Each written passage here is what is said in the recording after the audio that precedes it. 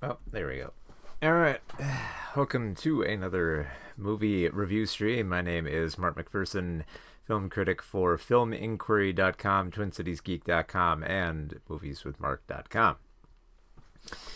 And greetings to all. Greetings, Scorn. Good to see you. And it's June now. It's the start of the summer movie season, so we've got quite a few films to cover here. A few I missed that I'm going to try to get to. We're gonna get to a few films today. One that's coming out this weekend, Bad Boys: Ride or Die, the fourth Bad Boys film. We're gonna get to a film that came out last weekend from Disney called The Young Woman and the Sea, starring Daisy Ridley, and we'll also cover. I thought I had the list here, but yeah, we'll also cover Furiosa, the prequel to Mad Max Fury Road, as well as I Saw the TV Glow, the latest film from A24, from the director of We're All Going to the World's Fair. And I think I have, yeah, I don't think I labeled these correctly. So I might have to. Oh no! Wait, I did. I buried it there. And if I have time for it, I will get to a few other movies that I wanted to cover, but I haven't got to. Like, if I don't, I'll briefly mention them. I want to talk about Challengers and Kingdom of the Planet of the Apes, stuff I missed in May. So if you would like early movie reviews, like I usually do here, be sure to subscribe to this channel to keep up to date, because Bad Boys will be coming out tomorrow, so we're going to get a little preview of it here. All right, so let's get that title up here. Why was that one smaller? Oh, did I double these up? I just realized what I did here. So, like, okay, I did make the right one, but I forgot to label one here. So let me fix that really quick on the fly here while we're doing that. But while I'm doing that, I guess I'll just remind everyone that I have a Patreon where I offer deals on books that I'm writing, and I'm currently writing one on Saturday Morning Cartoons, which is being updated every week, and it's coming soon. It should be available by next month at the latest, I'd say. Yeah. Let's see. Let's TV Glow. Okay. I don't know why that didn't save. Usually it saves when I prep them like that, but yeah, it's weird like that. Okay. Oh, it's duplicating. Oh, that's okay. I see what I did here. All right. Yeah. Streamlabs is not something great. Okay. All right, let me set that up there and get the notes up. While I get the notes up, I'll read chat here quick here. Let's see. Scorn says, last movie in theaters I saw was Fall Guy. It's really funny, meta action movie. Had a lot of fun. I got to get around to that one too. Like, there's so much that I've missed. Just because it's been very busy. Been very busy with the start of the summer, which is why we're playing catch up today. You know. Okay, let me get all the notes up here, and we will get rocking and rolling here with Bad Boys for Life. Not Bad. That was the fourth one. Ride or Die. I still gotta. I've seen the film and I look at all the press materials and I'm still like getting the name wrong. Okay, but I'll try to get it right here. Okay, here we go. All right. So here we go with Bad Boys in 3, 2, 1.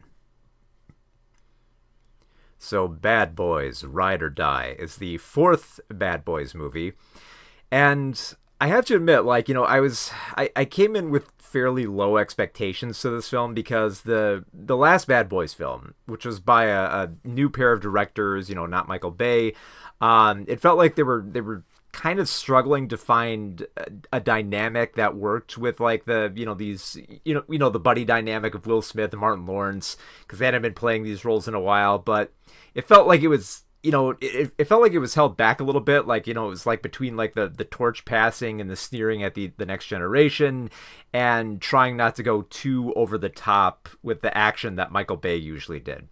But that was like with the fourth film. That was Bad Boys for Life.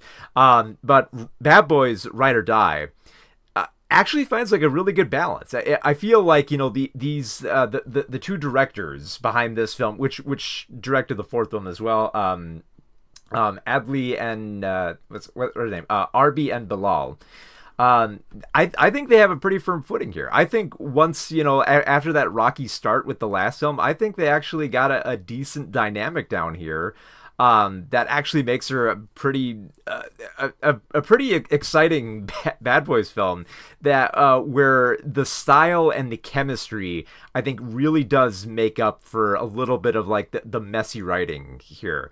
Because like the film still does have like a few flaws that remain from like the last film, but it feels like it's kind of like narrowly avoiding like the same pitfalls that happened in the last film. It's almost kind of like the directors are like showing you like, oh, okay, here's where we screwed up a little bit, and we're just gonna like narrowly veer around that here. Like you'll still see it and it'll still be there, but we're gonna lean into what works, because they do find new stuff to do with Will Smith's character of Mike and Martin Lawrence's character of Marcus. Like they're still detectives, they're still working. But they have new issues in their life. Like, Marcus has recently, kind of had like a little bit of an existential crisis where he almost died, and basically has like a new outlook on life where he kind of like, it's almost just kind of like accepting, like kind of like he almost like knows the score as though he has plot armor and can recognize that he has plot armor, while also kind of realizing that maybe I am gonna die soon and I just have to accept it. At the same time, Mike is also experiencing panic attacks after recently getting married, playing off of what happened within like the last film, and having like new anxieties that come into his life. And there are moments where the film does kind of like focus on that internal struggle that they face, but not a lot. And I think like because this is like the flaw I was talking about with like the last film, because in the last film they set up Marcus to have this crisis about not wanting to kill people, where he felt like like taking away life is like something that's like a bigger issue that I need to address. And some of the film addressed it, but it becomes pretty clear by the end that Marcus is going to revert and they're really not going to explore it that much.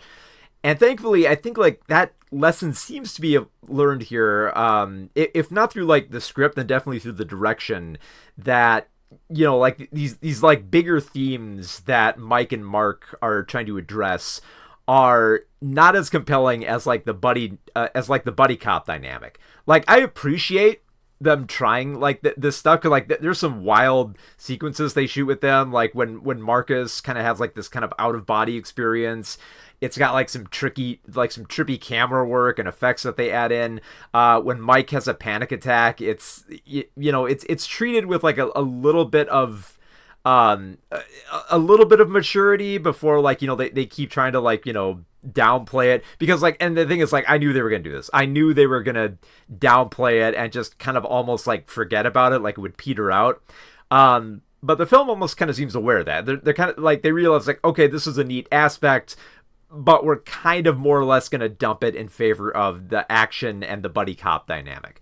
And to that degree, I think the film really works, because like I think by that, but definitely by like the second half of the film, it realizes where its strengths are and chooses to focus on those specifically. And the strengths are in the direction, in the cinematography, like the way that they shoot this film, like they do favor very much a neon color for setting a lot of scenes at night and within clubs. Like at one point they go to like this art gallery where there's just neon paint all over them, just overflowing with color in all these scenes for like shootouts and investigations. And it looks pretty cool. And I like that they kind of like lean into that. The plot is it's sufficient. It's not great. Like, it involves like, a character who died in the previous film, and they realize that, there are corrupt cops working with the cartel, and they got to hunt down the cartel and find out who the rat is and who are the cops they can't trust. and and basically Mike and Marcus go on the run from the basically they go on the lam, while Mike tries to reconnect with his estranged son, who they tackled in the previous film, so he gets a little bit of a redemption arc as this film goes along. Now, it really needs to be said, like, the action in this film is a lot of fun, and that mostly has to do with the way that it's shot. Like, there's rarely, like I said, because there's a lot of color, there's a lot of, like, vividness to the way the film is shot, that there's never a moment where I was, like, struggling to keep up with, like, the action. Like, there's a firm grasp on the camera here to shoot a lot of these sequences in ways that you wouldn't expect. Like, I didn't expect, during there's a really cool scene during the one of the climactic shootouts where the camera will go from, like, the point of view of the pistol, and then it will swoop around to, like, the point of view of, like, Mike or Marcus holding their pistols, and it'll go back and forth, and it looked really cool. And at first I thought, like, oh, did they use some kind of, like, cool little CGI trick? But then later I learned, no, there's actually, like, they actually put, like, a camera mounted on, like, kind of like their, like, right around the wrist here, and they would, like, kind of turn it around as they would go on, continue, like, the shootout, which is pretty cool. And then there's, like, a lot of other stuff that were just, like, have, like, fun choices in shots. Like, for instance, the scene where they finally track down the villain and they kill him. Once he falls to the ground, I love how the fact that they completely tilt the camera at, like, a hard angle for when he finally tumbles down. It really works, especially, like, I also love the fact that the direction favors the absurdity as well. For instance, like, they do play up how Marcus really wants to, like, cheat on his diet, so, like, the film will go out of its way to take the time to focus on something as inconsequential as, like, a hot dog amid, like, a robbery that Mike and Marcus have to stop, but, like, Marcus is more concentrated on, like, hot dogs and Skittles and junk food and all that, and they'll have, like, funny slow motion sequences where he's trying to eat and Mike is trying to keep him off the junk food in these scenes, and it's just beautiful the way that works. I think, like, the film can best be described in the opening scene, because, like, the opening scene is, like, it's supposed to be Mike and Marcus getting to a wedding, but they make a detour. They stop at a gas station where Mike is pissed and Marcus wants food, and they have to stop a robbery, and they have some great back and forth and some fun chemistry in that little action scene there. And it's great because Ride or Die recognizes this is the stuff that works. This is what you do want to see in a buddy cop film. It's not about the intricate plot of, taking down these cartels, and it's not about, like, the grander existential themes of, like, considering death and realize you're getting older. It's not even about, like, the easy theme that a film like this could have leaned into, which is just Mike and Marcus sneering at the next generation. They do a little bit of that, but they also recognize that, yeah, that bit's kind of getting old too. Maybe we got to back off that for a while. Because, yeah, it's the little moments that work, and I think just embracing the fun parts and the absurdity to this type of film. And the film does lean into that fairly well. Like, they set up a lot of great stuff here. Like, there's some good shootouts. Especially, like, the other characters who they weave into the mix here, like, especially, like, what was it, Paulo Nunez, who does a great job as Mike's ex-girlfriend, is thrown into the mix. She's a lot of fun here. There's a great fight sequence in an elevator, the way they set it up and the way that the camera just kind of goes all around from, like, the external shots to show how this fight progresses, which is really exciting. The way that, like, the elevator descends and, like, the characters keep getting slammed up against the glass, stuff like that is really cool, and it just keeps mounting. And I think, like, the big thing is it keeps up that energy throughout, where it doesn't feel like it's meandering into territory that you don't care about. It still meanders here and there, like, finding funny stuff to do, but it does find just the right moments to have fun with it. In particular, there's a sequence where Marcus's home is invaded, and it's up to one of his family members to save the day, and he does, and they have like, it's a tense situation, like, it's dangerous, but they find just the right moments to have fun and make a little joke, and just, and have Marcus act as, like, the audience surrogate for that moment. Which is really good. Like, I saw this with the crowd, and they absolutely ate up scenes like that. And it was fun. I was genuinely smiling throughout a lot of this, and really getting engaged with like the way that this film was shot, and the genuine chemistry between Smith and Lawrence, and how they go about solving this case, and finding redemption arcs, and like for all these, like there's a whole bunch of like different plot lines. Some of them they forget about, even entire characters they forget about until like they're useful towards the end. But like I said, this film knows what works, and it's the buddy cop dynamic. And if that's what you want out of an action picture like this, which I mean, it's Bad Boys, why wouldn't you? Ride or Die actually really worked for me, to the point where I would dare say, like, I've never had like a high opinion of the Bad Boys films. Like, I like the first one. I have major issues with the second one, and the third one I felt was kind of limp. This fourth one, this actually kind of won me over. I think Ride or Die might actually be my favorite Bad Boys movie, for whatever that might be worth.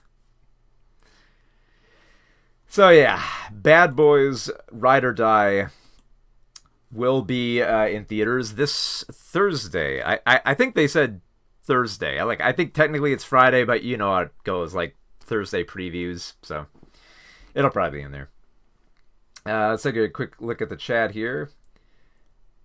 Yeah, Scorn, I was wondering that too. That's the other reason I got confused with the title, because like it would make more sense for the fourth film to be called Bad Boys for Life, so you could have the fun title. And now you're gonna get that. That's why I got confused, I think. Like I didn't even like think about it. It was just subconscious. Yeah, it's confusing naming. Let's see, Suck said Furiosa fantastic. Saw with and same with I Saw the TV Glow. Well, we'll get to those. Let me get those up on the radar here. Acknowledging their age is kind of a Lethal Weapon 4 thing. I like that. Well, they do acknowledge their age, but they don't like hone in on it. I think is the key thing. It's like yeah, they're old. They realize they're old, but like if all you're gonna do is old jokes, then you're gonna end up with like a really annoying film, and it just like, and it's not as fun. Like it's like, yeah, I get it. You guys are like over 50 now, but yeah, like you got to find more stuff to do with it, All right. Well, let me get up my notes here for Furiosa. Let's see where I got them here. Here they are. All right. And here we go with Furiosa, a Mad Max saga in 3, 2, 1. So Furiosa, Furiosa, a Mad Max saga. Sorry, hang on. I gotta get some water there. All right. Okay, take two. So Furiosa, a Mad Max saga, is the prequel to Mad Max Fury Road. And prequels always seem, people always complain about this with prequels. Like, like what's the point of them when you already know what's going to happen to these characters? Like, you already know Furiosa's going to live to see Fury Road, and you already know that nothing bad is going to happen to Immortan Joe in this film. You know what happens to him in Fury Road, but nothing horrible is going to happen to him in this prequel film. So like prequels are hard to care about, but it's a film directed by George Miller, so I had complete faith in it, and my faith was rewarded. What can I say? George Miller knows how to explore more of this Mad Max world that he's crafted, and I think a big part of that goes to just realizing that like Mad Max himself felt like more of like a vessel within Fury Road for just exploring all the other cool stuff that Fury Road had to offer. Because like, yeah, he was a bit of a driving force, but there also wasn't a lot to his character. Furiosa, however, is an interesting character who does have a more unique backstory and like a great mythos to her that gets established within this prequel film. Like, what sets this film apart immediately from Fury Road is that it has a different dynamic with how it's set up. Because Fury Road, the biggest criticism that everyone had with that Mad Max film was that, it's one long chase. It's one long convoy chase. And it's like, yes, it is, but it's a badass convoy chase, and it's the best chase I've ever seen in a film. And Furiosa shifts gears by not making it about a chase, but about like an epic adventure that spans across many years. So while Fury Road just felt like a long extended chase, like Furiosa's film is actually diced up into chapters, and it's got narration, and it has like stories and legends behind it, and you get to explore more of the Mad Max world rather than focusing on like one tiny niche of it.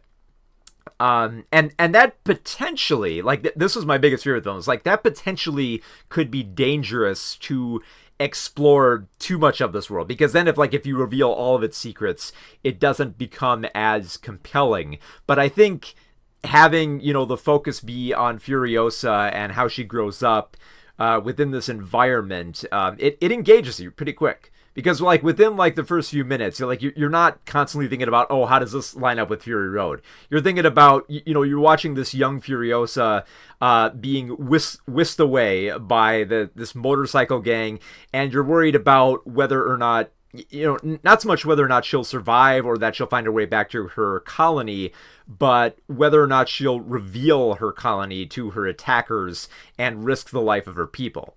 So there's tension immediately from like the first scene, when like they're zooming across dunes, and like there's knockdown drag out fights with motorcycles, and it's beautifully shot, and it's intense, and it sets the entire tone for the rest of the film. So Furiosa basically wants revenge in this film against her attackers, who are led by the forces of Dementis, played by Chris Hemsworth. And, Dementis I thought was a very interesting villain, because, like, on one level, you could just play up how silly he is. Like, you could go, like, full Lord Humongous route from, like, the second Mad Max film, but just making him, like this dorky guy who embraces, like, the absurd, like, treasures that he finds in the wasteland. And I almost kind of got that impression just like how he's framed. Like he's got like he's draped in kind of like this Jesus attire, with a teddy bear attached to him. And make no mistake, he's a pretty big dork.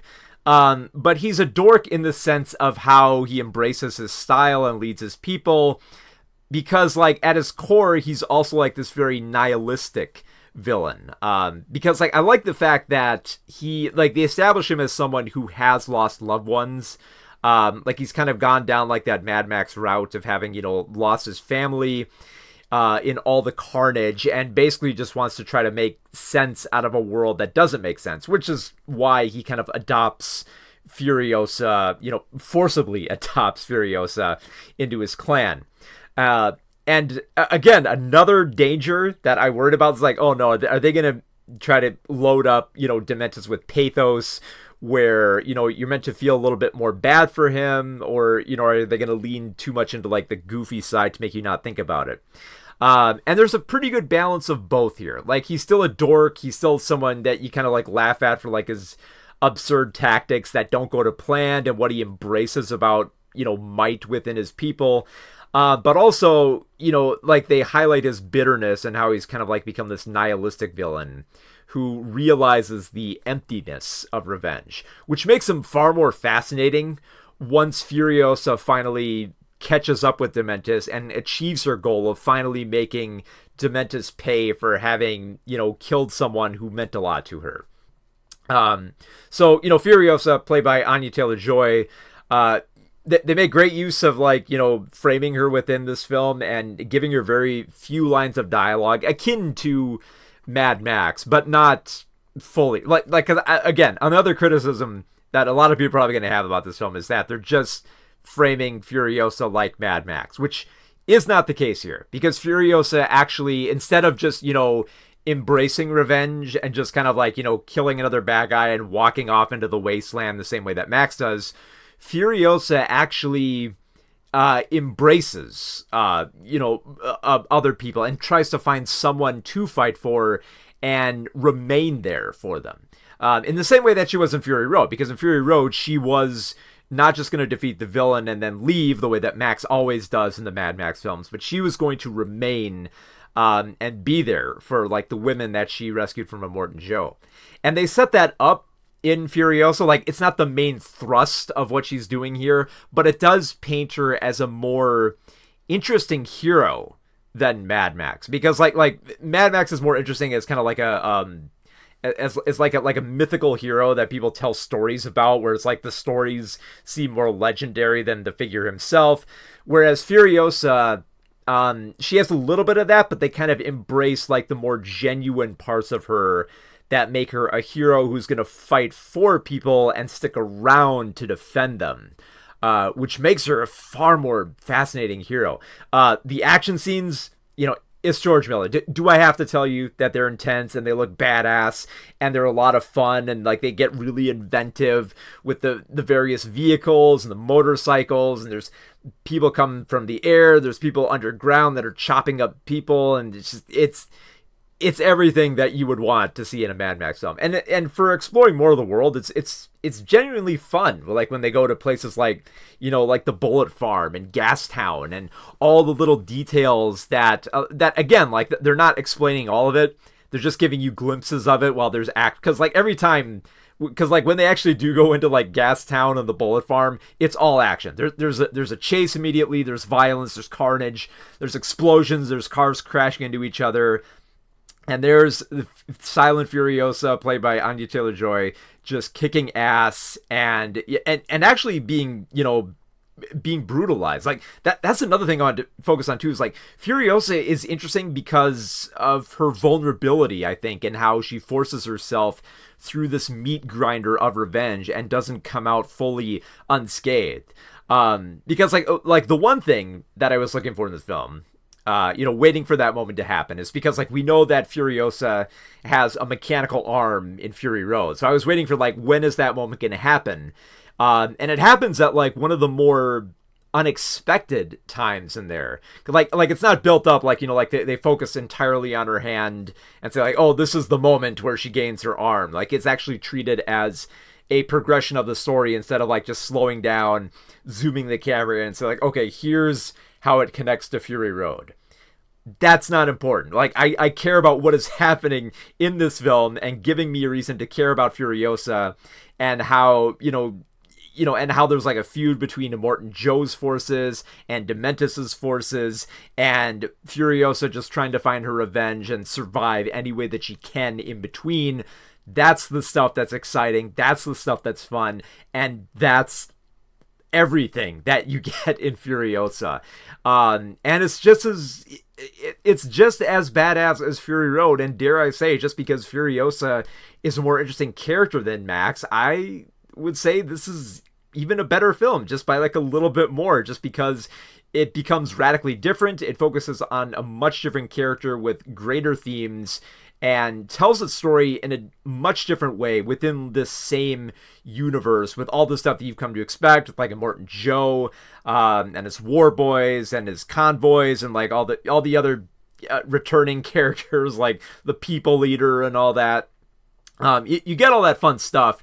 But there's still like some excitement in the air when you're, when you're intrigued to see where this goes next, and who's going to live and who's going to die, and, what's going to come next in the chases. Like at one point during one of the convoy chases, the war boys talk about this weapon they've attached to the back called the Bobby Knocker. And they build it up throughout, because like there's one war boy, small one in the back, who just keeps saying, do I engage the Bobby Knocker? Can I do it? And like, no, not yet. Just like, we don't want to use it up yet. And he just keeps asking and asking and asking. And by the time they do finally get to the Bobby Knocker, it is pretty exciting. They use it at just the right moment. And just like with like the amount of like the heavy body count and all that, it is just so satisfying. It is such an exciting, like, epic adventure within like this post-apocalyptic world that manages to conquer like this Herculean feat of not making you constantly comparing it to Fury Road. Which again, like I said, it's much easier because it's a different type of film, a different type of character you're focusing on, despite all the other returning characters, and it feels like an almost completely different film, even with because then they actually do play a few clips from Fury Road at the end of the film, and even with that, I'm still not thinking about like, constantly comparing it to Fury Road and like matching it up. Like it feels like an entirely separate film within its own world that works and just engages you as much as it did with, with Fury Road. And especially for, a film that arrives 9 years after that last Mad Max film. It feels like a fresh return. Like it felt like it was worth the wait. I know that the Furiosa film has been in the works for years, but it was definitely worth the wait. I think George Miller, he's just made another banger here. So yeah, Furiosa, see it if you can in theaters still, because oh my god, that was so much. I think I'm trying to remember. I think we did see it in like the Dolby Cinema for the preview screening, and it was a treat. It was a treat. So yeah, I'll read a few comments here from Scorn regarding Bad Boys. Definitely agree need to be a balance of the types of jokes, or else it's one joke throughout the movie. Yep. And like I said, lots of different jokes in there. It kept me smiling throughout. Never laughing, but smiling. Yeah. Same way I felt the same way when I learned that the first Omen, what needs to be said after the first story, had a strong story. That's the thing. A lot of people think of that just like, by fundamentally attaching a film to like other films in the series, especially if it's like a prequel series, prequel film, that there's nothing left to explore and you're just going to be thinking of the other film and it's just going to set up everything. But it's like, but that's the thing. It's like, that's like the fresh thing about prequels. Like, you don't have to do that. You could focus on other stuff and make it more exciting. That's actually kind of why I liked Rogue One. The Rogue One Star Wars story. It's like, yeah, it's a prequel to New Hope and you know what's going to happen, but because you're focusing on different characters and it's a different dynamic as a sort of Star Wars Dirty Dozen, you're not thinking about the relation to A New Hope. So, yeah. Like I said, and any idea can be done right if you get the right people behind it. And you are exactly right. The first Omen is one of the best Omen films that I think I've seen since the first one. Which is saying something considering how many Omen films there were. Like, I don't know. I kind of had mixed feelings on the... what was the last? Was the last one? I'm trying to recall. The last one I know they went for the gimmick of releasing it in 2006, so that they could release it on June 6th, so that it could be 666. And I know they're just done for the gimmick, but I remember like liking parts of that film, but just still kind of being on the fence. I don't know. I'll have to go back and rewatch it. Okay, let's get to another film here. Young Woman and the Sea. I can feel my voice going out here, so I'm going to try to get these going a little quicker here.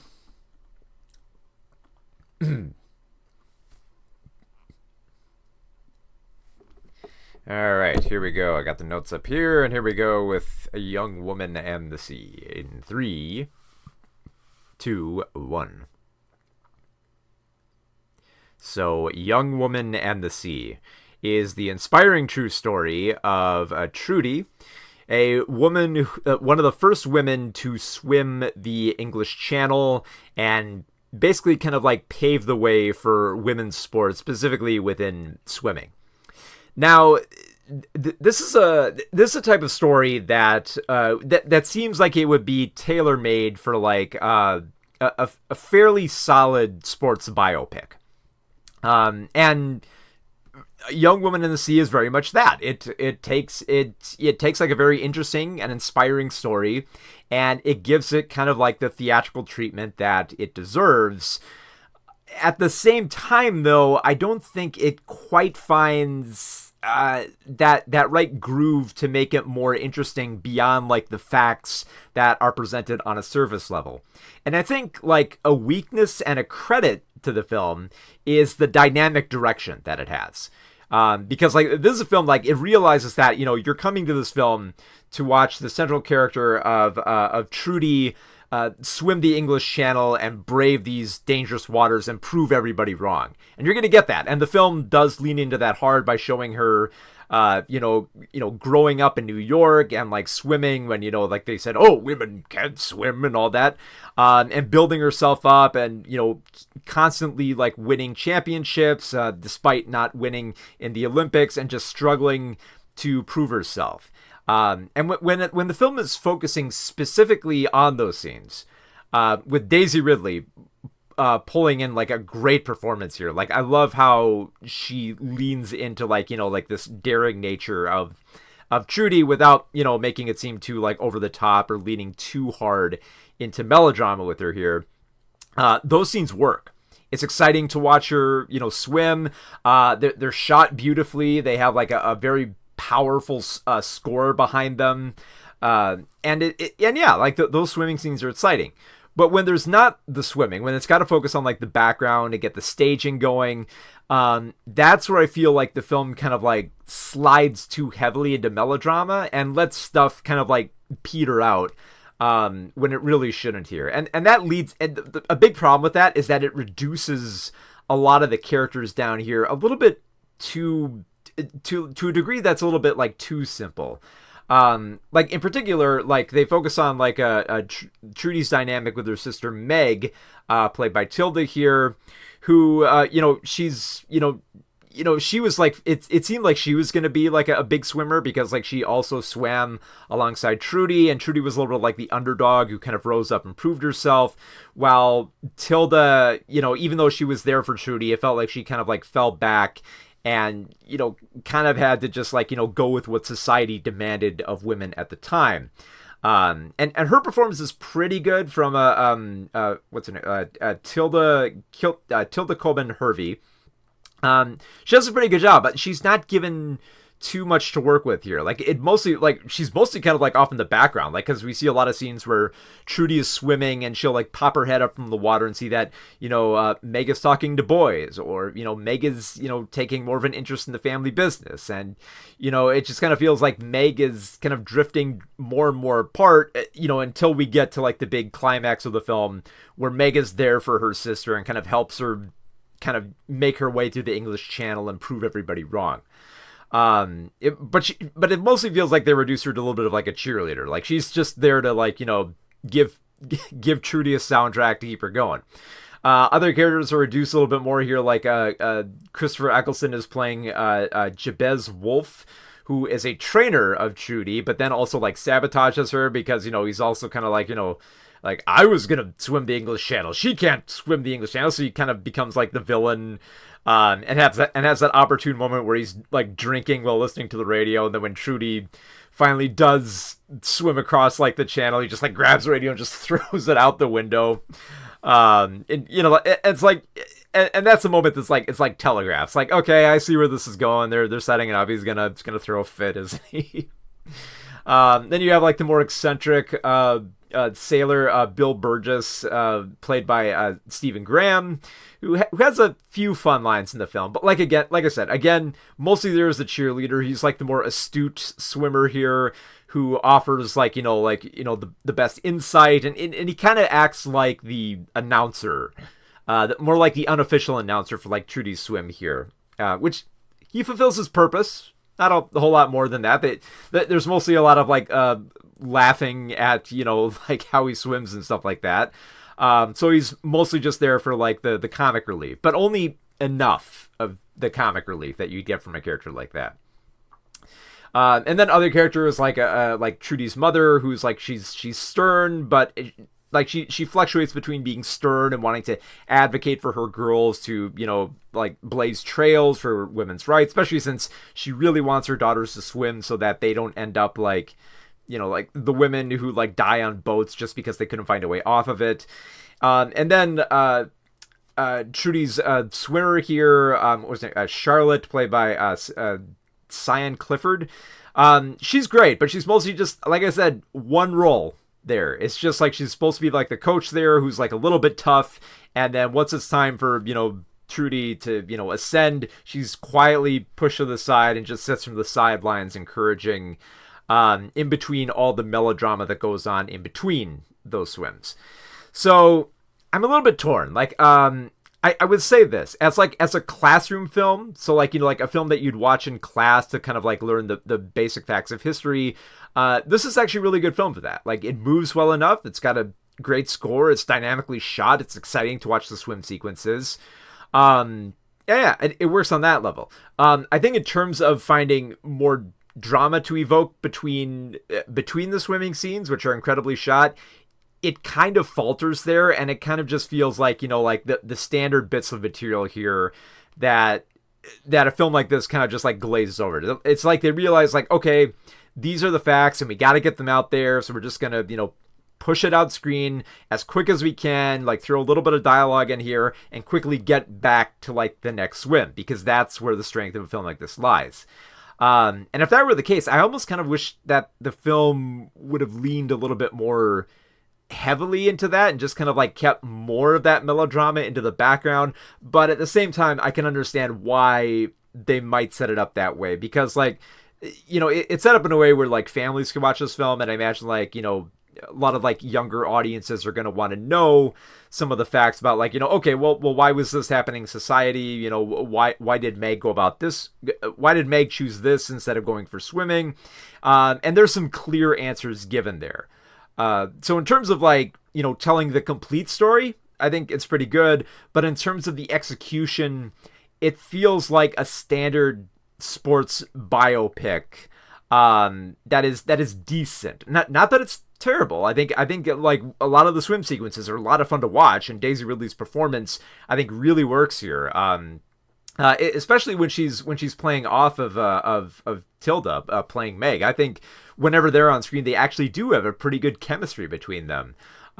So much so that I almost wish that like that all the scenes that weren't swimming were just between them, just because it seems like they have the most important dialogue throughout the film, and a lot of the other interactions just feel like, just going through the motions and not really adding that much. So yeah, I'm a bit torn on that on this film, but I think ultimately I like what it's trying to communicate, and I like how the swim sequences are shot. They're exciting. They're competently shot so that they don't get lost in like desaturated colors, which is like a big concern I have, because if you look at the poster, it's just like it's all gray, but thankfully it doesn't feel like all washed out, and you can tell what's happening on screen, and it doesn't look as muddy as one would expect for a film like this. So it mostly works, but I think it has more of a strength as like a classroom film, and it just feels like a decent sports biopic for this inspiring story. So Young Woman in the Sea is, I think, it opened last weekend, so it should still be playing in theaters near you. So yeah, if, amid all the R-rated action with like Furiosa and Bad Boys, if you're looking for something to take the family to and you don't want to suffer through Garfield again, the film's not bad. It's a pretty good sports biopic for the whole family, It's okay. Not one I'd watch again, but Okay, so we got through the key ones here. I'm gonna have to change this one here, because yeah, I am gonna talk about I Saw the TV Glow, because I do have stuff to say on this one. Okay. And let's see, does it line up? Yeah, kind of. There we go. Okay. So let me get my notes up here. Okay. Get some water too. Okay. Whew. Alrighty. Okay, got the notes, got the cast list here. Alright, and here we go. In 3, 2, 1. So, I Saw the TV Glow is a film that's all about nostalgia, anxiety, and the transgender experience. So, as an A24 film, it feels like this film should be it would feel like this is the type of film that I would love on paper, because I love the way that it's set up, and I love the style of it as well, because like the whole premise is all about, like growing up in 90s suburbia and, having like and feeling like you don't quite fit in, while also having hazy memories of the past that seem better in your mind than they do in the present. So like it would feel like I think for a lot of millennials, this film is going to speak to them on a very crucial level, especially for those who grew up watching Nickelodeon and stuff like Are You Afraid of the Dark and stuff like The Secret World of Alex Mack and Adventures of Pete and Pete. This film is going to speak directly to you on that level. And to some degree, it did to me too, because like there's a lot of familiar emotions and sensations that I felt in this. It was like, oh yeah, I remember, what it felt like, to be like an outsider on this level and, obsessing over this one TV show. So yeah, I was kind of intrigued by the setup for this film. And especially with how, and how it relates to like the transgender experience, especially for focusing on someone who feels like they might have missed the boat and didn't quite have, someone there to support them and kind of like relied on the comfort of TV horror to do that. Which I know, like, I've listened to like the Q&A with the director, and she has stated that, yeah, that it came from a bit of a personal place there. So the premise is that Owen, who is initially played by Ian Foreman, a child actor, and then later by Justice Smith. Owen is a kid who is struggling to find himself and assert his independence. And he becomes obsessed with this TV show that's on not quite late at night, but late enough just for his bedtime on this young adult network, not unlike Nickelodeon. It's a scary show called The Pink Opaque, which is about two teenage girls who form a bond, and apparently they fight monsters that come about in their neighborhood. So it seemed like an intriguing TV horror. And he quickly gravitates towards Maddie, played by Bridget Lundy Payne. And Maddie is just kind of like that intimidating kind of older girl who would watch like that type of show and be really obsessed with that. And you kind of wanted to, and if you were like a younger kid and you saw an older kid like that, you kind of had like this infatuation with wanting to form a friendship with them over this TV show, which I'll admit, maybe I'm getting a little bit too personal here, but I did kind of have that feeling. Like I did see like older kids watching stuff like Clarissa Explains It All. And perhaps more like it would make sense for like more adult stuff like Tales from the Crypt. And I was like, oh, you watch that show? I want to watch that show too.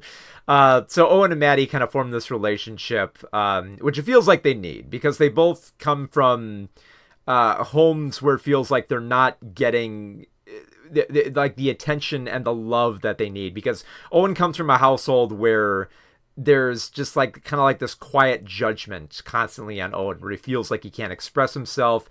Whereas with Maddie's home, there's just constant screaming from her parents upstairs. So she just locks herself within the comfort of the basement, turns on the TV, and just watches The Pink Opaque with Maddie. Maddie watches it with Owen. So they connect on that level. But then like time passes in this. So like we get like years skip by here, and we watch as Owen and Maddie kind of like gravitate apart a little bit, while Owen is still like obsessed with thinking about this TV show. And it's only later revealed, like, when more time passes and Maddie kind of like disappears off the map, that she comes back into Owen's life and she says like, look, I think there's something more to The Pink Opaque. I think it's more reality based than we realize, and that there's a part of yourself that you need to dig out from this television show. And like the thing is like this type of direction, it's like there's very much a David Lynch inspired aspect to it, particularly within the sequence where Owen and Maddie meet up later in a bar to discuss like what they remember about The Pink Opaque. And and it's framed in a way that it would be with like Twin Peaks, where like they have like long conversations where there's kind of like awkward and pregnant pauses between them, while there's like a musical interlude and like a break point where like there's a band up on stage. We cut to that for a little while, and then we'd come back to the conversation, which is still going on a little bit longer and talking about something deeper. But my problem with it, with not just the scene, but I think like the entire film, is that it's more or less stressing one point about about like Owen's character, about him like struggling to embrace that, he might he that he's a woman, and that he has to like embrace that part of himself as, for being transgender, which becomes like it becomes like very obvious, like even before that scene where like Maddie is forcibly pushing Owen more and more into remembering the pink opaque and recognize as part of her of his identity. It There's a lot of big clues throughout, like specifically I think within like the first like minute or two, we see Owen in like a gym class, and they're playing with like that giant parachute that you used to play in gym class, but it's got like the transgender colors on it, so it's like yeah, in case there's tons of like obvious signs that yes, this is about like the transgender experience and fearing that you can't be yourself and come out, and fearing that it might be too late for you. I don't have a problem with the theme itself. It's just that it feels like the theme, it's only expressing one thing and not divulging much more through like the nostalgia. Because like I said, like Lynch would put in pregnant pauses, where there's clearly more going on than just like the one thing that the characters are talking about. But within I Saw the TV Glow, like specifically within that bar scene, it's just the one thing they're talking about. So there's a lot of scenes that it feels like it's touching on something deeper, when in fact it seems like it's more of like a solo theme that is just like elongated, like taffy throughout these scenes, to the point where it's almost kind of like, I get it that, you go to nostalgia for comfort and you're struggling to find your identity. That's unique, but I feel like if you're going to spend that much time and have this much skipping around and in time and playing with memory and stuff like that, there should be something more to explore with that. And it feels like it just kind of like settles on that aspect of nostalgia, especially with there's a lot of other inspirations from David Lynch. Like at one point, I don't know how much of a spoiler this will be, but at one point in the film, there is a cameo from the two actors who played Pete and Pete on The Adventures of Pete and Pete. And they just show up out of nowhere, just on the streets. That Owen comes out of his house, and he just looks at them. We're looking at them, and we're seeing like these, young adult actors from like a Nickelodeon show just standing there in suburbia, like disarmed from what they used to be, and showing how, kind of like, how like they're, like how we're all aging, and we can't go back to that aspect of nostalgia. It's very much akin to what like David Lynch did with like Twin Peaks, in The Return, within like the final episode of the series, where like they go to the Laura Palmer house and they have the real life resident of that actual house like come out. So it's kind of like that meta nature of like recognizing what's going on here. But while I think it's intriguing to show like the bleeding of reality within Twin Peaks, within I Saw the TV Glow, it just feels like, like they're just holding up like the mirror and say like, yes, this is the nostalgia here. And it's more just kind of like recognizing like, oh, okay, yeah, Pete and Pete, I get what it's trying to say here. It's talking directly to those of us who grew up on Nickelodeon, and we sought comfort in it, and it's probably much better in our minds than it is when we watch it now. I did love that aspect of the film where Owen goes back and watches the pink opaque, and all these visions he has where like the monsters look creepy and grotesque. They turn out to just be silly. Like they look like Power Rangers monsters or something dorky like that, which I think is interesting. But again, I would have liked to have seen that explored more. Like, I mean, I like the fact that it does tap it. Like, this film is definitely going to speak, I think, to a lot of younger people who are not millennials, who didn't grow up with this type of nostalgia. I think they're going to get something more from that, especially for being much younger and just starting to recognize how the stuff you watched when you were younger was more scarier than it is when you're an adult. And another credit to the film. It sounds like I'm dogging on the film, but I actually really do like aspects of it.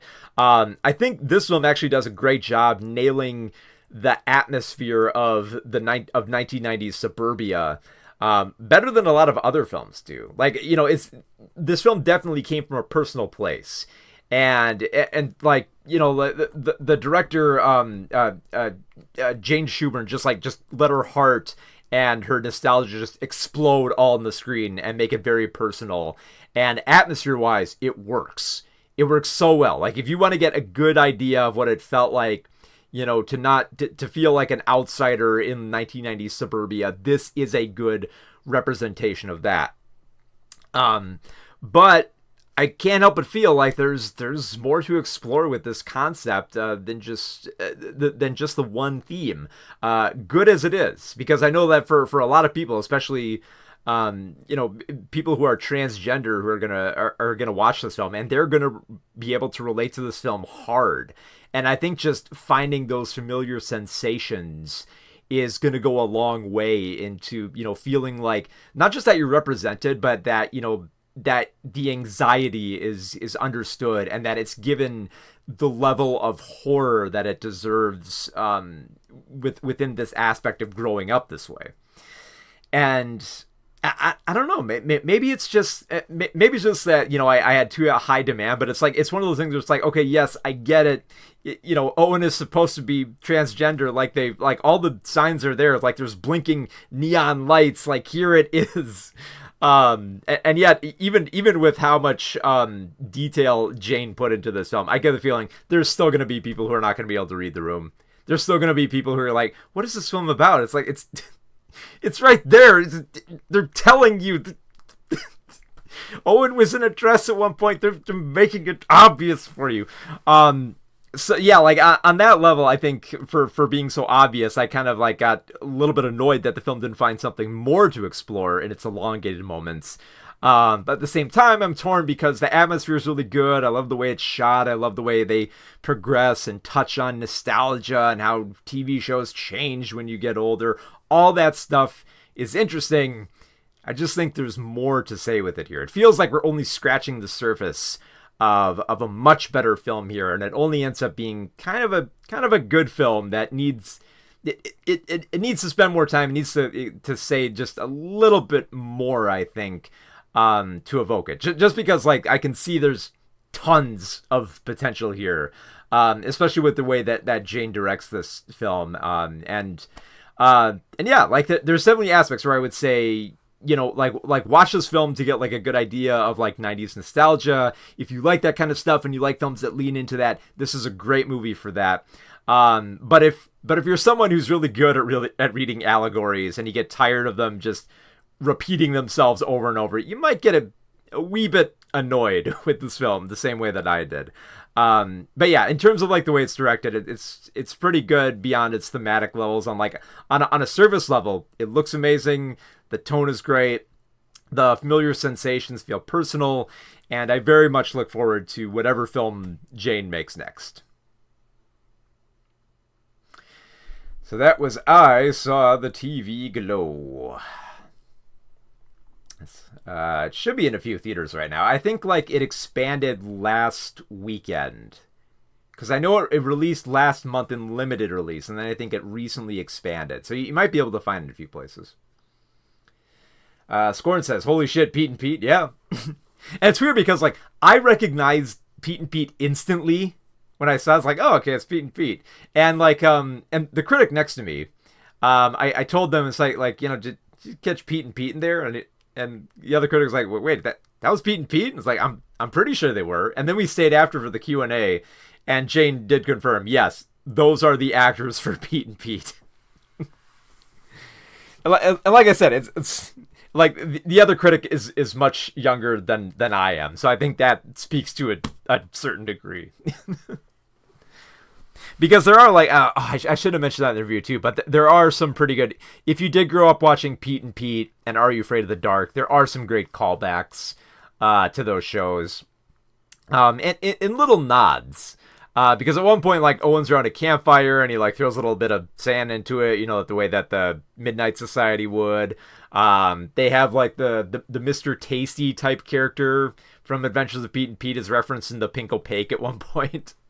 And apparently as a monster. Like, I love the way Owen remembers this character is just like this like melting ice cream monster. Which is pretty clever. Because, God, I I think I kind of have to go back and watch this film more because like there's so many aspects of it I like that I don't quite feel add up to making like a great film. But I can't help but feel like maybe if I go back and watch it like a few more times, I might actually come around on it. Like cause I don't hate the film. I just feel like it's good but not great. Like I feel like there's more that it can say to it. But I do know a lot of people who love it. I know people who are digging it, and I totally get why. And honestly, if I watch it a few more times, I might come around. Let's see. Squirt says, "I love Are You Afraid of the Dark? I even enjoyed those movies, the miniseries that came out in recent years." Yeah, there was a little like miniseries that came out. Was it like 2021 or something like that? I do know there was like a little revival of it. But yeah, like Are You Afraid of the Dark was fun, especially when you compared it to like the horror anthology of like Goosebumps they had on Fox at the same time. Like Are You Afraid of the Dark had it nailed down. It could scare you. Like Goosebumps was too safe, I guess. Like they held back on the horror a lot. So yeah, I loved Are You Afraid of the Dark a whole lot more. Yeah. Even like and I don't even think like it's one of those things where it's like, you know, where it was scarier than you remember. Like I don't think it's like one of those situations where like English kids who watch the Daleks go back and watch Doctor Who now. It's like, why was I afraid of the monster with the plunger? It's like, no, there's some legit pretty scary stuff in there. Like the zombie that comes out of the school pool. That's pretty terrifying. That's just genuinely terrifying, and the effects of like kind of like the rotting flesh and the tattered clothes and like blood red. That's just good stuff. That's just good horror setup, you know. Like sure, it looks fairly cheap for television, but for television horror for kids, it's pretty good. Yeah, the Goosebumps books are more graphic. A little bit more dark too. I think they because yeah, like the Goosebumps show had too much of like a goofy tone to it. Never quite worked. All right, I can feel my voice cutting out here, so I'm going to cover one last film here because I really want to talk about this one. I have to talk about Challengers because it is one of my favorite films of the year. All right. So here we go with Challengers in 3, 2, 1. So Challengers is the latest film from Luca Guadagnino, and it is super sexual and filled with tennis. Is the best way to say it, because like I think this might be my favorite Guadagnino film just because of how aggressive and just, you know, like just I know it's gonna sound silly, but like it's balls to the wall hard with how it goes about this more or less a love triangle around tennis. Like especially like the way that the film is, not just how it's shot, but how it darts, but how it becomes like a non-linear narrative. It feels like a tennis match where it's batting around at like different power dynamics and who is in charge and who wants what and who's gonna get what they deserve in the end. And it's just it hooks you immediately from just like the way it's set up and intrigues you from the start. So the film is about the relationship between Patrick and Art, played by Josh O'Connor and Mike Faist, respectively. And they are a tennis duo. Like they play tennis together, and they're rising up in the ranks. They're doing a great job. But then they see this other tennis player, Tashi, played by Zendaya, and they are transfixed immediately on her. Like they watch her play, and she is just so into it, and they're like, you know, instantly aroused watching her. So later on, they decide to hook up with her and invite her over to like their hotel room, in which they talk more about tennis, and then, you know, things get a little heated and they talk about sex and they talk about masturbation, and it feels like it's leading up to a threesome here. But what makes the film fascinating is that Tashi is not specifically looking for sex. She craves tennis. She loves tennis the same way that Patrick and Art love sex. So she doesn't see Patrick and Art as two guys she wants to have sex with so much as she sees them as two guys that she wants to whip up. She wants to find the right tools to like crank them up and get them to play tennis aggressively, because like that's her thing. Like, and they established that pretty clearly with just like how she takes the lead in tennis, where it feels like it looks like she's having sex while she's playing tennis, with how aggressive she gets into it. So she's basically playing Art and Patrick to kind of like whip them up and say like, hey, whoever wins this tennis match, they get to win me. Now fight. So she's more or less like, like the humans who were like in the 2014 Godzilla, just like, let them fight. And whoever wins, I'll just taunt them with more sex until they will play more aggressively. And it's fascinating to watch as their careers progress and how they age, and how it all comes down to one final tennis match between Patrick and Art for them to finally realize what they've known all along, which is that Patrick and Art need to be together. Like, everything they set up in the film, like from the way they talk to the way they describe their history, even to the way they eat churros, it's clear these two need to end up to each other and just bang each other, to the point where it feels like Tashi kind of has to like switch gears and force them to go that route. So yeah, if you couldn't tell, this was a highly sexual film, but it works for that. And I think complementing that is the way that Guadagnino shoots the tennis scenes, because he finds every possible dynamic and exciting shot that you could have for a tennis sequence. Like he pans the camera around the tennis court. He zooms in on Tashi's face in the crowd as the ball's batting back and forth. I'd be fascinated to see how they film this, but like at one point you get the POV of the tennis ball just bouncing off as, these two characters of Patrick and Art, who are just getting angry and aggressive and sweating and having, and drawing from their history of tennis and how they have obvious tells about what they're communicating within their match. It just engages you immediately.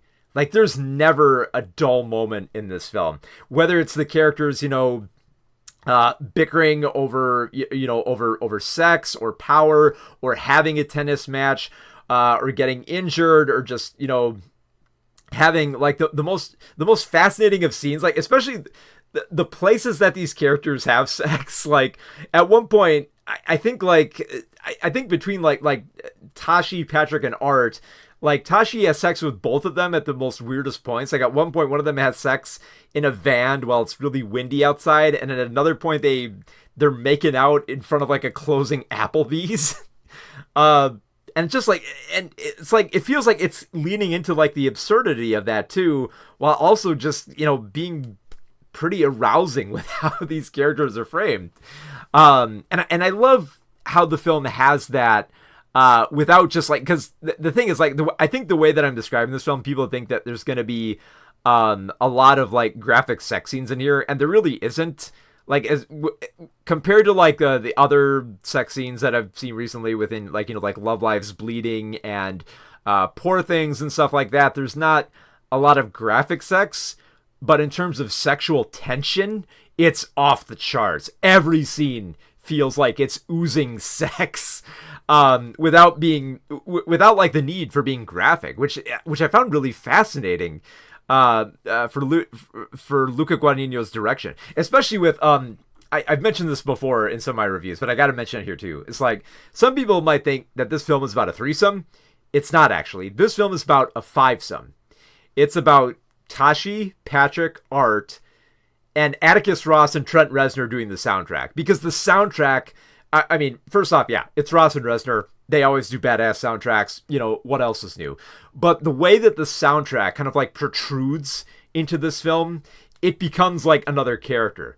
Like at one point, Patrick and Art are confronting each other in the sauna, and you can feel like there's sexual tension between them, where you're just like, oh god, if they just went a little bit farther, they're gonna kiss each other. And while they keep conversing and getting closer to each other and just showing off like their naked bodies, in comes the Reznor score, and it gets higher and higher and higher in volume to the point where it feels like the soundtrack is gonna have sex with them, which sounds weird, but when you watch the film, it makes sense how this soundtrack kind of like becomes another character that fully engages you with this story that is all about power dynamics and sex and tennis to the point where it makes it like very obvious at some points. Like at one point, like I think it was with Patrick or Art, they asked Tashi whether or not she's talking about sex or tennis in her euphemisms, and she says, look, I'm always talking about tennis.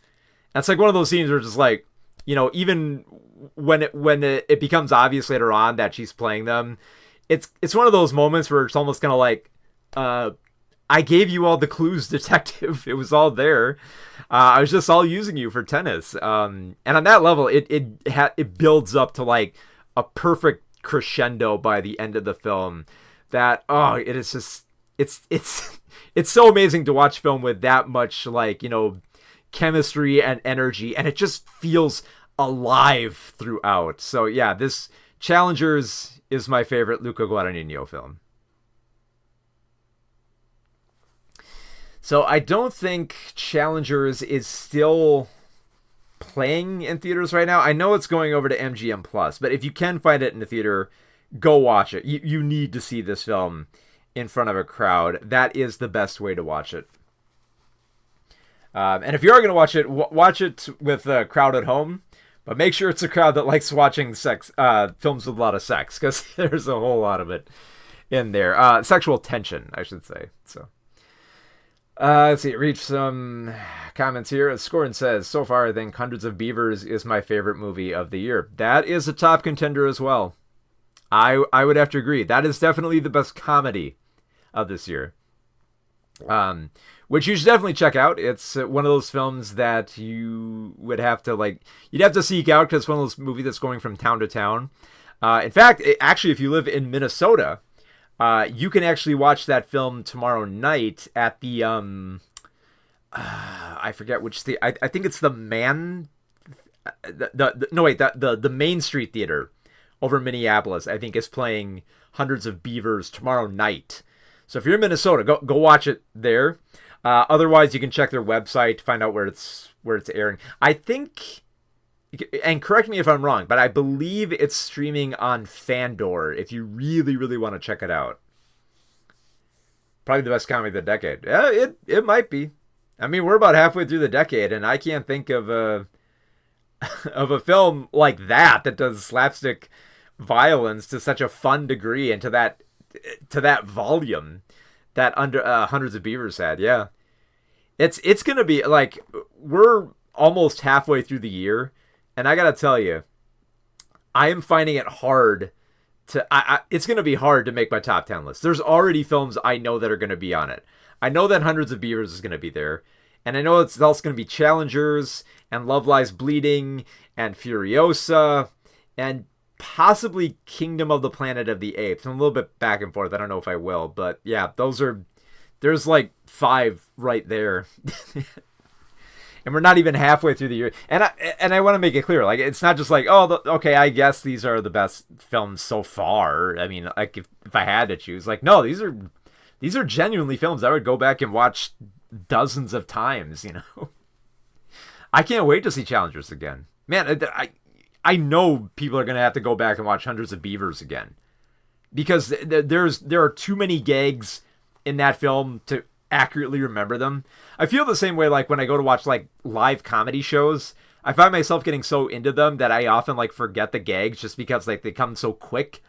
Hundreds of Beavers is that way. It's so fast with the gags that you almost have to just like slow down and pause at certain points just to catch them all. I've seen a live action cartoon that good since Popeye.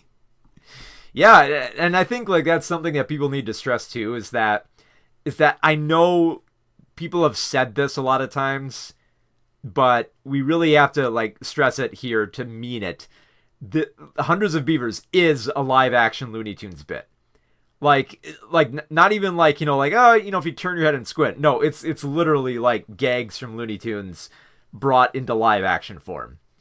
Like with all the absurdity and the gravity shifting and all the cartoon logic, it's all there, and it's glorious. God, I love that movie. Okay, so, let's get some outro music here. And let's review the films that we reviewed today. I took away the... Oh, wait, hang on. Actually, I could do it on the fly here really quick.